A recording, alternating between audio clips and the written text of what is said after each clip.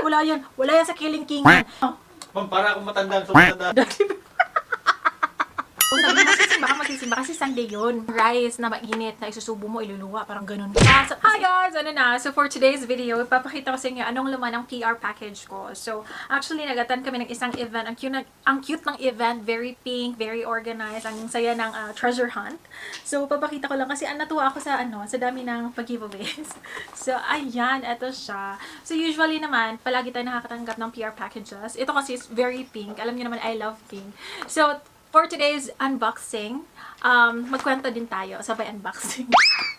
So, ayun. So, paano ba kami nakapunta dito sa Dubai? So, i-chicka ko sa inyo. So, by the way, kami ni Daddy, guys. Rollen in Dubai is Roslyn and Alan again. So, maraming tumatawad sa akin na Miss Rollen. But then, I am Roslyn and my husband is Alan. That's why it's Rollen.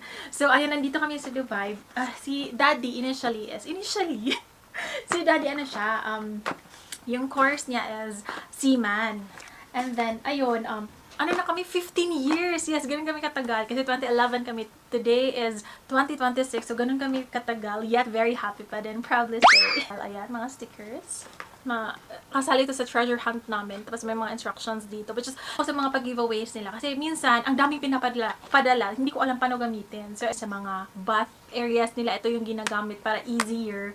So, perfect to pag may mga galaang, mabilisan. Pero yung iba, i-open ko for you to see. Kasi in-open din nila and natuwa talaga ako and nakikinita ko na pwede kong gamitin. Next is itong El Ruel na na makeup. So, ayan. Chinikan, i-open ko na lang kasi.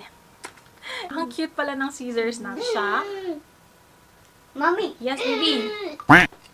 And then, meron siyang brush. And dito naman is yung parang foundation. Sabi ni Miss Wu na ganito lang daw to, very maputi, but magbe-blend daw to sa skin niyo. So, tingnan natin, gamitin natin to, of course. Kasi inopen na natin sa class. Nakinig kami sa class.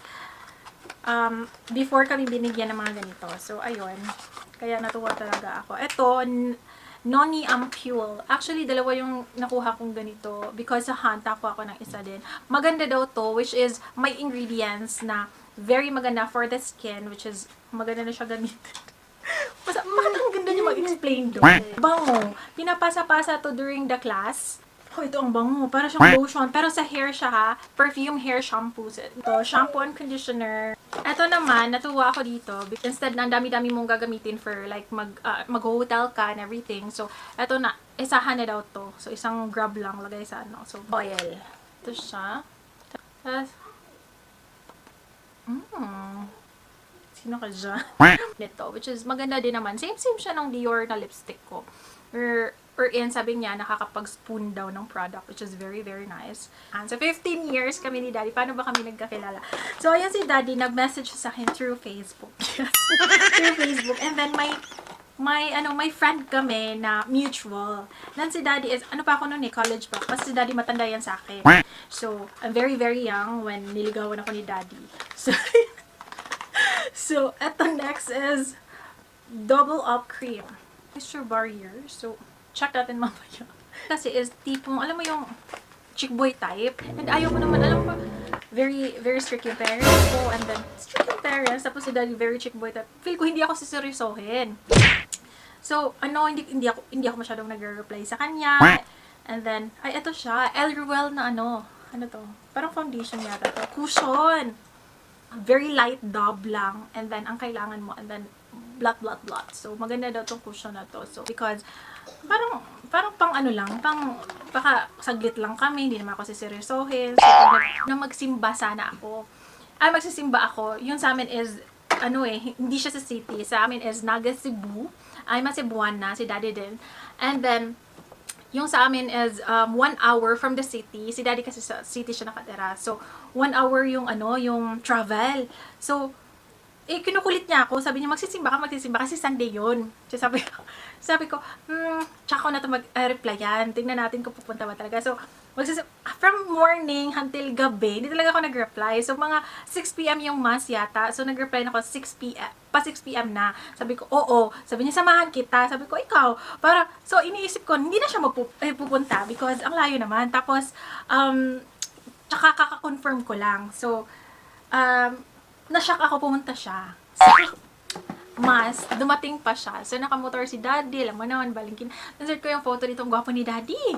And then, syempre, so nakamotor siya. For the ano siya, na hi, pag ganun pa siya. Tapos, actually, tinatawagan niya ako, Silin. Tapos, tinatawag niya ako, Silin. Tapos, ayokong lumingon. Kasi, gusto kong lumapit talaga siya. Tapos, una pala ako nakita sa kanya. Tapos, sabi siya, siya yan, ganyan. Ayaw ko siyang tawagin. So, siya yung paulit. Hanggang lumapit siya. Nung lumapit siya, ang gwapo talaga ni Daddy. So, ayun. After nun is, dinner lang kami together. And then, hinatid niya ako sa bahay. So, sabi ko pa nga, hatid mo lang malayo sa amin. Kasi, hindi ako pinapayagan ng boyfriend. So, ayun. From then on, nag-chika-chika lang kami. And then, nag-date. Hanggang sa March 19, yung namin, sinagot ko siya. And then, yung official date, 2011. So, ngayon, grabe, 15 years na. Imagine, natiis ko siya. So, eto siya, guys, is tightening booster retinol shot. Pang-firm ng skin. So, ayan. Riddle shot again. Eye lifter. Ito daw, maganda daw to sa mga may eye bag. So, ako naman, hindi naman ako ma-eye bag. So, check natin to. Or like, bigay natin sa mga eye bag nating friends. Ayan. Next is, itong mga pinamigay pala nila sa amin is mga bago nila na bestseller sa Korea. So, white rice. Ito naman, white rice ampule. So, ito. So, nag-date kami after a year. Yes, guys, after a year, nagpakasal kami. So, grabe, tinalian talaga ako ni Daddy agad, no? Grabe yung love niya sa nag-aaral pa ako noon, tapos si Daddy is, na-graduate na siya. So, ayun, ayaw pa maniwala ng friends ko noon na magpapakasal na ako. Kasi nga, ang bata ko pa. And then, si Daddy din, parang okay lang na din siya. Bata din. So, parang, ang aga pa namin ikasal. So, bakit ba magpapakasal? So, iniisip ng mga tao, bakit ba kayo magpapakasal? Ang bata-bata nyo pa, di ba kasabihan ng mga matatanda ba, hindi yung rice na mainit na isusubo mo, iluluwa, parang ganun pa. So, as in, ang dami namin mga kontrabida sa buhay noon. So, pinapil namin yung, yung feeling na it's us against the world. Ganun. Ganun yung feeling. Si Daddy nag-react dito. Ano sabi mo, Dad? Ma'am, para akong matanda. Oh, matanda talaga si Daddy sa akin. Mga 3 years. So, ano? Di ba ganun 3 years mo? Dati, Diday. 1 year ah. Look, I feel January ka, 1991. Oh. 1999 April. Oh. So 1 year and 9 months? Oh, shush, imo pa dyan ng daginuton pa yun niya, guys. Daginuton pa yun niya. 3 years. Ano nag-blink-blink ni Dad? Hala, walay kuwan. Wala. Nag-blink-blink. Si Daddy sa atin. Ma'am, matanda ka sa ating pag-view. Oy, excuse me lang. Tingnan mo, ganyan siya ngayon. Pero before, grabe. Every store kasi mahilig akong magbili-bili ng kung ano-ano. Shoppingero kasi yan si Daddy, so sinasamahan ko na lang. So, kahit ano, lahat naman, uy, mahal na mahal din si baby ko. Pag ganun-ganun pa siya before. As in, grabe, ay, ano ba yan? In love talaga yan si Daddy. Even before, di ba, maraming may sabi sa akin ngayon na in love daw ngayon. Ay, wala yan sa kilig-kilingan. Kung before, sasabing kong tatalon yan. Alam mo yung, grabe yung ano niya, yung, hindi yung love eh, parang obsessed sa akin si Daddy.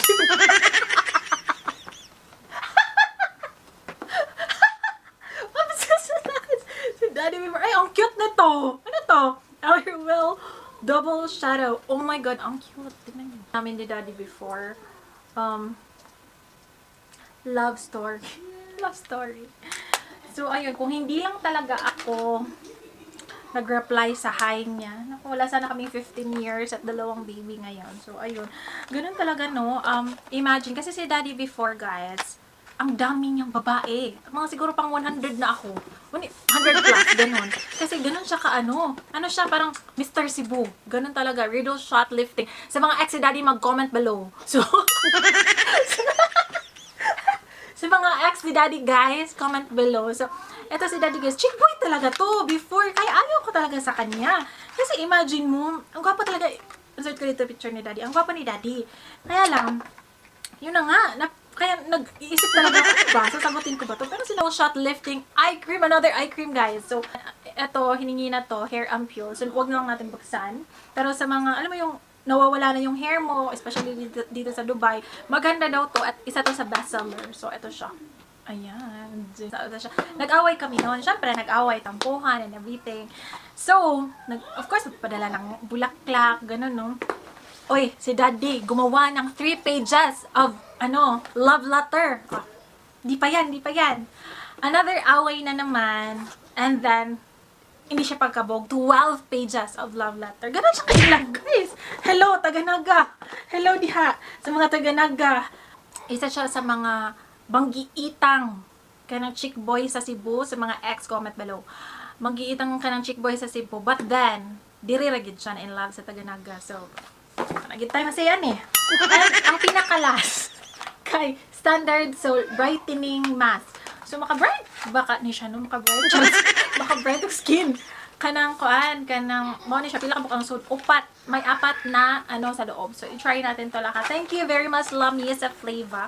Ako aside from grabe mag-effort si Daddy. Ang dami kong mga mga pwede ipakita. Grabe mag-effort. And then, up until now, very, very consistent. So, ayan naman talaga, yung very, very important. So, anyway, that's it for tonight. Another kwentuhan and unboxing soon. Bye!